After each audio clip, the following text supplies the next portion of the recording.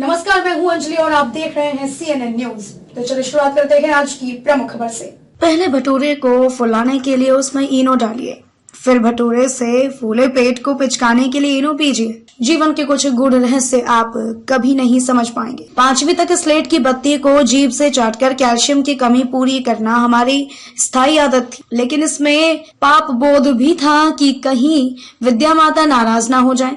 पढ़ाई का तनाव हमने पेंसिल का पिछला हिस्सा चबाकर मिटाया था। पुस्तक के बीच पौधे की पत्ती और मोर पंख रखने से हम होशियार हो जाएंगे, ऐसा हमारा दृढ़ विश्वास था। कपड़े के थैले में किताब कॉपियां जमाने का विन्यास हमारा रचनात्मक कौशल था। हर साल जब नई कक्षा के बस्ते बंधते तब कॉपी किताबों पर जिल्द चढ़ाना हमारे जीवन का वार्षिक उत्सव मनाने जैसा था। माता पिता को हमारी पढ़ाई की कोई फिक्र नहीं थी, न हमारी पढ़ाई उनकी जेब पर बोझ थी। सालों साल बीत जाते पर माता पिता के कदम हमारे स्कूल में ना पड़ते थे। एक दोस्त को साइकिल के बीच वाले डंडे पर और दूसरे को पीछे कैरियर पर बिठाकर हमने कितने रास्ते नापे हैं यह अब याद नहीं, बस कुछ धुंधली से स्मृतियां हैं। स्कूल में पिटते हुए और मुर्गा बनते हमारा ईगो हमें कभी परेशान नहीं करता था।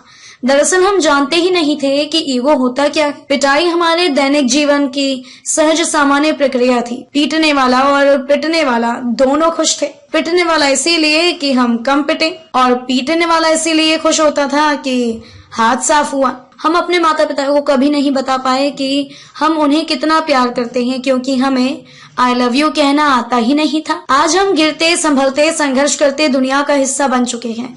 कुछ मंजिल पा गए हैं तो कुछ न जाने कहां खो गए हैं। हम दुनिया में कहीं भी हो, लेकिन यह सच है, हमें हकीकतों ने पाला है। हम सच की दुनिया में थे। कपड़ों को सिलवटों से बचाए रखना और रिश्तों को औपचारिकता से बनाए रखना हमें कभी आया ही नहीं। इस मामले में हम सदा मूर्ख ही रहे।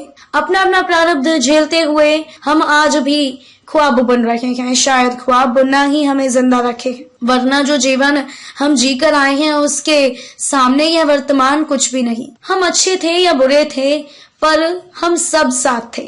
काश वो समय फिर लौट आए। एक बार फिर अपने बच्चों के पन्नों को पलटिए, सच में फिर से जी उठेंगे। और अंत में हमारे पिताजी के समय में दादाजी गाते थे, मेरा नाम करेगा रोशन जग मेरा राज दुलारा। हमारे जमाने में हमने गाया, पापा कहते हैं बड़ा नाम करेगा। अब हमारे बच्चे गा रहे हैं, बापू सेहत के लिए तू तो हानिकारक है। सही, वास्तव में हम कहां से कहां आ गए, एक बार मुड़कर तो देखिए दोस्तों।